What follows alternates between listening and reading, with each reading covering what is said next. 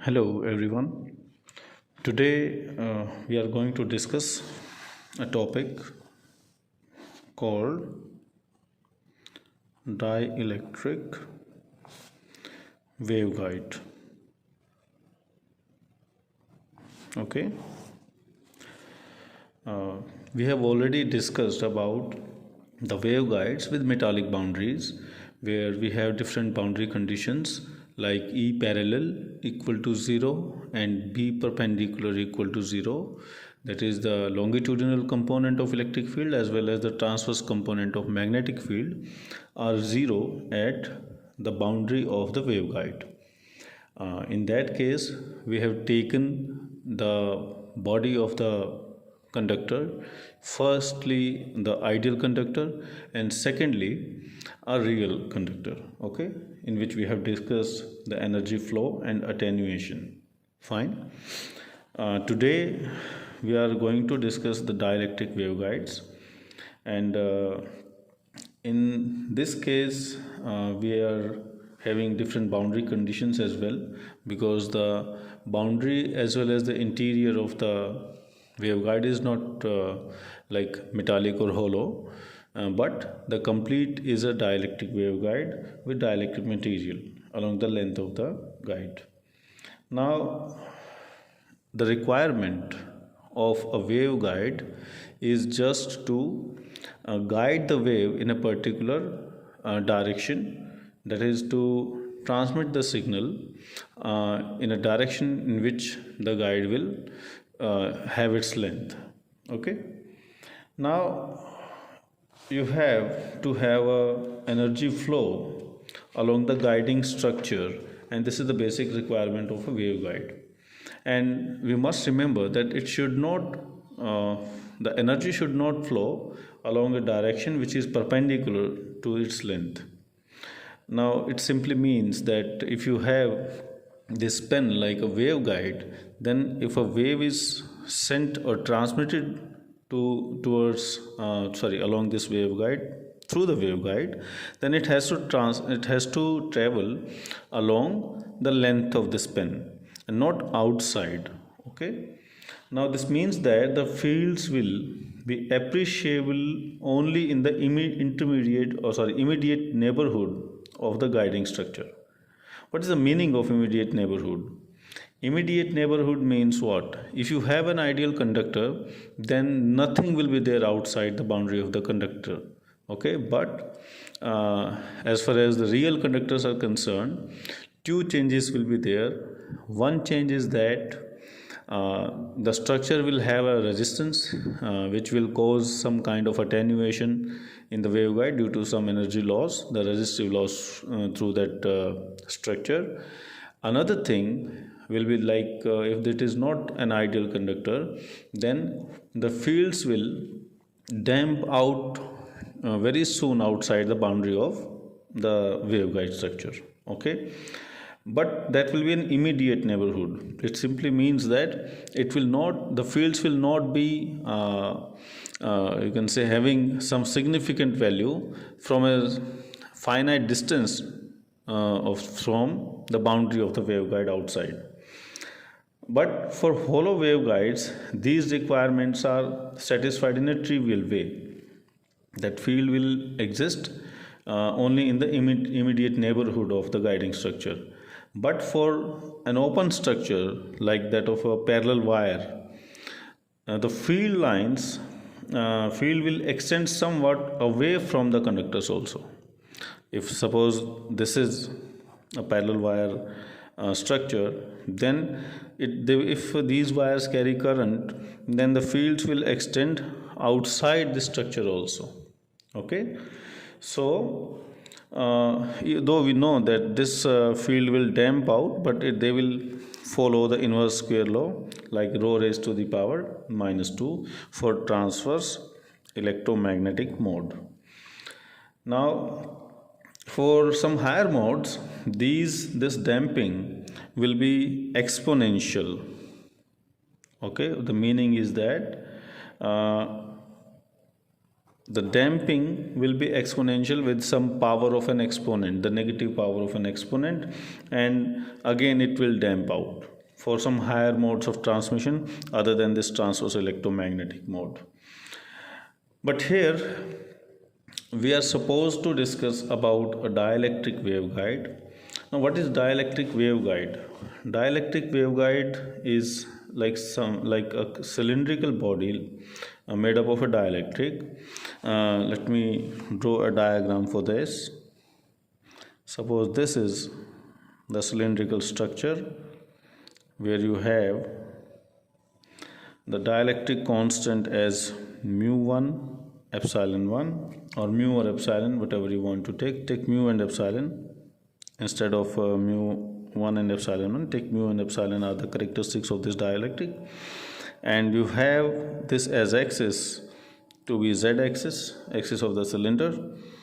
The two remaining axes are x and y. Now here I am going to consider the cylindrical coordinates, so I must mention here, that is a unit vector for cylindrical coordinates, e rho, and say e phi, and this is ez. Fine. Now a dielectric cylinder such as shown in this figure can serve us as a waveguide with some properties which are very similar to those of a hollow metallic cylindrical guide. Okay, but with a condition that its dielectric constant is large enough. So a dielectric waveguide will have some sort of common properties to that of the metallic waveguides, provided this epsilon is much larger in this case, okay, for this dielectric. Now for this dielectric guide to consider, let us firstly discuss about how it will behave while we try to transmit the electromagnetic waves through it. There can be some characteristic differences which arises because of the very different boundary conditions to be satisfied at the surface of the cylinder, that is the dielectric cylinder. What are the differences when you consider a dielectric waveguide instead of a metallic waveguide? The basic difference is that in case of an ideal conductor used to make a waveguide, you will have at the boundary that E parallel equal to 0 and B perpendicular equal to 0, and there will be no field outside that conducting boundary. But in this case, as I have already told you, that there will exist some kind of a field, you can say, outside, and therefore in this situation you will have to change the boundary conditions. Okay, so boundary conditions are different, and not only boundary conditions are different, rather you will have different differential equations to be solved to get the transmissions of electromagnetic wave through the waveguide to be understood. Therefore the general considerations of the previous articles which we have read about the conducting waveguides, they will still apply, but the transverse behavior of the fields is governed by now two equations. Okay, we have taken a single differential equation earlier, and that differential equation, if you remember, was given by like I've written that as del t square plus omega square by c square minus k square operated on Ez and Bz equal to 0. This was the differential equation which we have solved for conducting waveguides.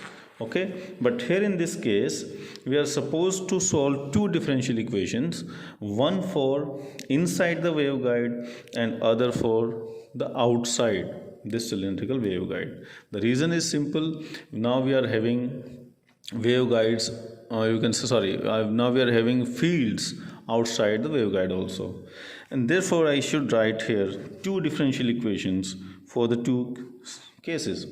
One is for inside of the waveguide.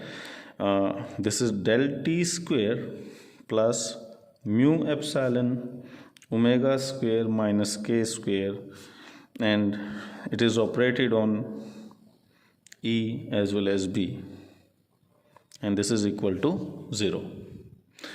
But outside this waveguide, I am assuming that there is vacuum, so epsilon naught and mu naught will be the characteristic values. Therefore, for outside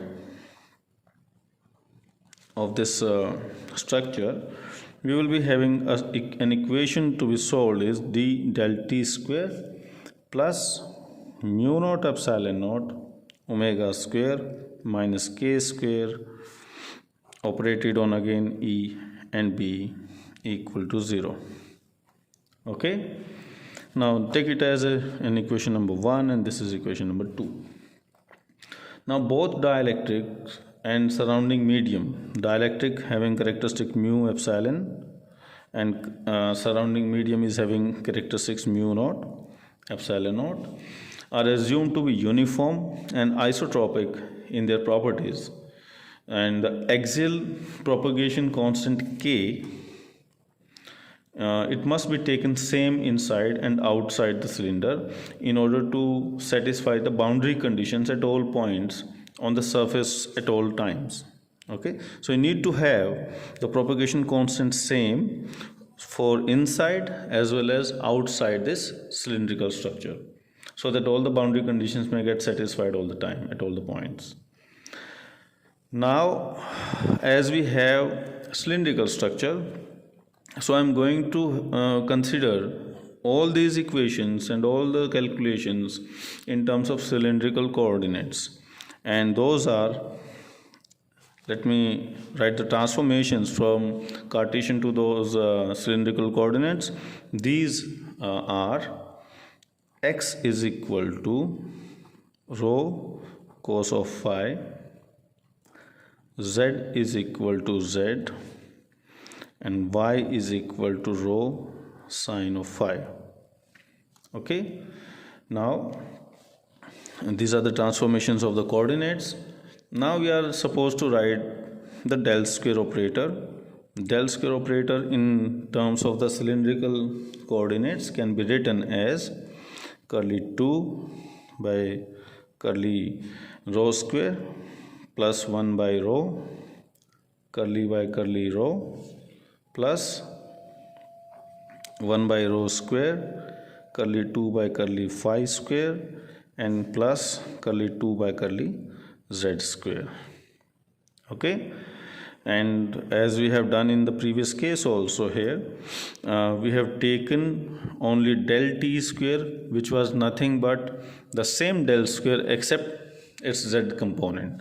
So leaving this z component here, we can have del t square in terms of cylindrical coordinates as equal to curly 2 by curly rho square plus 1 by rho curly by curly rho, okay, plus 1 by rho square curly 2 by curly phi square. This is the value of this del t square operator.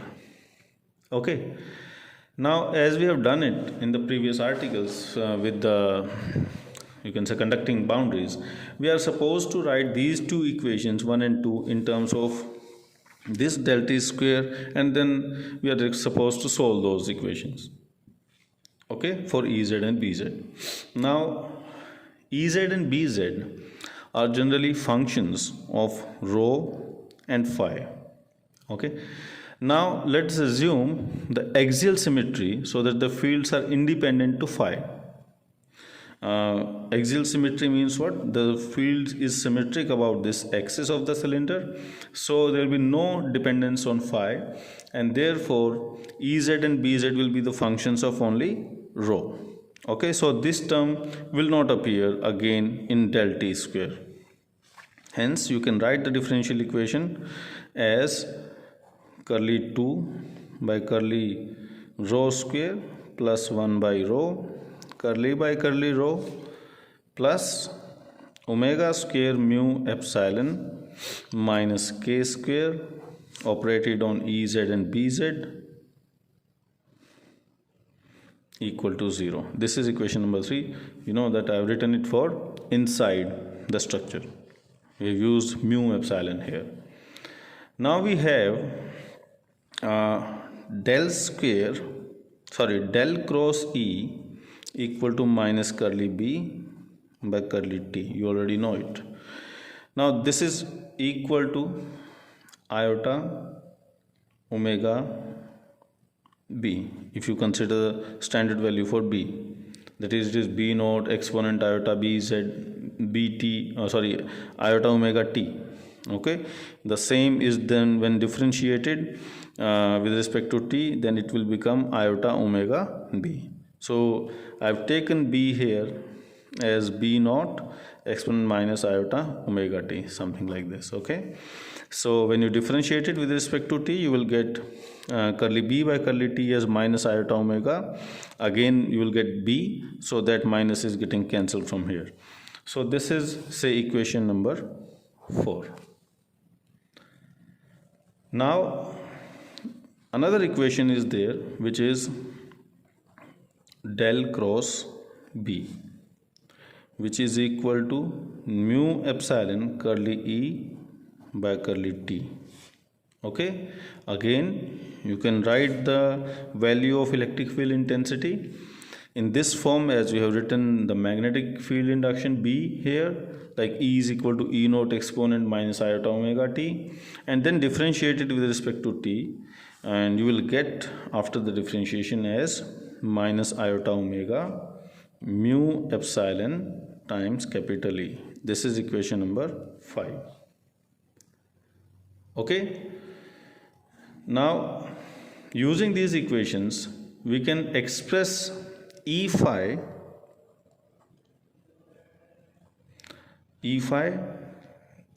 E rho, B phi, B rho in terms of Ez and Bz, okay, and their derivatives.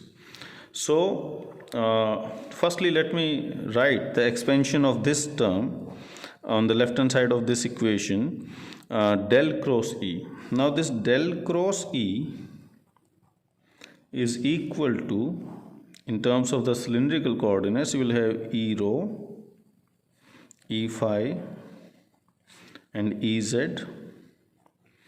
and then you will have curly by curly rho, curly by curly phi and curly by curly z.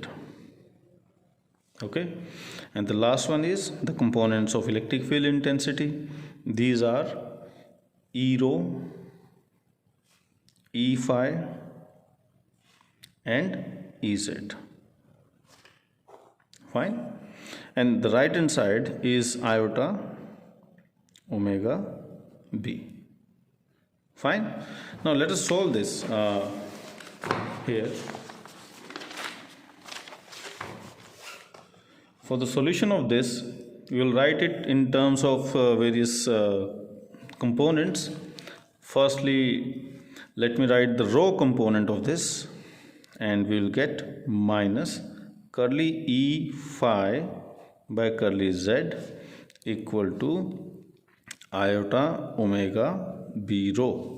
So this is the rho component, like you have x component, y component, z components when you write this cross product in terms of the Cartesian coordinates, and in terms of the cylindrical coordinates you will have rho component, phi component and z component. Okay, so this is the rho component which I have compared on the two sides of this equation. So I will have this as part A of the combination of various equations and a set of equations. The next phi component is given as curly E rho by curly z minus curly Ez by curly rho equal to iota omega B phi. Okay, so take this equation as B of the set of equations, and the third equation is for the z component, and that is given by curly E phi by curly rho equal to iota omega bz, take it as C of the set of equations number 6. Okay, I've taken this set of equation as set number 6, with 6a is this equation, 6b is this one, and 6 is this one, and all these three are obtained from this cross product. Okay, after solving this cross product, so we will have three equations here for the various derivatives of electric field intensity. Okay, now one must remember here that the fields are independent of phi. We've already taken them symmetric about the axis here, this one. We have already assumed this. And therefore, if it is so, then you can write electric field intensity as like rho as a function of rho, phi, z and t as electric field intensity as a function of rho and phi, and exponent to the power minus iota omega t minus kz, and this is done for a traveling wave. So while writing the wave equation, you must have the time and z value in the exponent's power. So for a traveling wave, the electric field intensity will be a function of rho, phi, z and t, where E rho phi is taken, you can say, as a separate term, and the dependence on z and t is taken in the power of the exponent. Okay, so you have this. Therefore, curly z of E phi equal to iota k E phi. Fine. Similarly, you can write the value of B also, and in that case, you will get curly B phi or curly z as iota k B phi. After writing B as a function of rho phi zt as B as a function of rho phi exponent minus iota omega t minus kz, in the same way as I've written the electric field intensity. Okay, then you will differentiate that with respect to z partially, and you will get this value. Fine. Now, after calculating this, let me take this as equation A and B of this set of equations number 7. Fine. Now from 6A and 7B, take these two equations. 6A refers to this equation where you have minus curly E phi by curly z equal to iota omega b rho, and 7B is this one, curly B phi is by curly z is iota k b phi. Okay, from not from these two, rather from these two, because you have the value of curly E phi by curly z here, so I'm sorry for that. Take 6A and 7A, not 7B. You will have minus iota k E phi equal to iota omega b rho, because you have this curly E phi by curly z equal to iota k E phi, and there is a negative sign. The same way you can just equate them to get this value. Okay, take it again as an equation A for the next set of equations, and now from equations for E rho and 7B, E rho is what? E rho is here. Okay, E rho is curly E rho by curly z minus curly Ez by curly rho minus iota omega is equal to iota omega b phi. Fine. And from 7, you can say 6B and 7B, you will have iota k E rho minus curly Ez by curly rho equal to iota omega b phi. take this as B equation for this set of equation number 8. One more equation will be there, and the last equation is curly E phi by curly rho equal to iota omega bz. This can be written as such. So 6c is again written same as curly E phi by curly rho equal to iota omega bz. So take this as a complete set of equations 8, and this is equation C. Fine. So we are having three equations now. One for E phi component, second for E rho component with Ez also involved here, and in third we will have E phi. But look at the right hand side. Right hand side will have in equation A B rho, second B phi, and third Bz. So you're having some dependence of the two fields, okay, in terms of their various components, as set of equations number 8. Similarly, for B phi, B rho and Bz, this was written for E phi, E rho and Ez. Now I am going to write for B phi, B rho and Bz on the same ground. So you can write minus iota k B phi equal to minus omega mu epsilon E rho, okay, and okay, this bracket is not there, this is iota, and this is iota here. So this is iota omega mu epsilon rho, take it as A. Second one is minus iota, not minus, this is plus iota k B rho minus curly by curly rho. Now this will be for Bz equal to minus times iota omega mu epsilon E phi. Okay, so this is B equation here, and third one will be the same as we are getting for electric field intensity. We will get it for the magnetic field also, and this is written as minus curly B phi by curly rho equal to minus iota omega mu epsilon Ez as such. Okay, again make it as a set of equations number 9. So now we are having two sets of equations, 8 and 9. 8 set of equation is for the components of electric field, where we have placed the differentiations or the derivatives, you can say, of its various components. Okay, like E phi by Ez, E rho by Ez, and all that. Okay, we have taken the values of this, and we have used the values, and we have driven these three equations.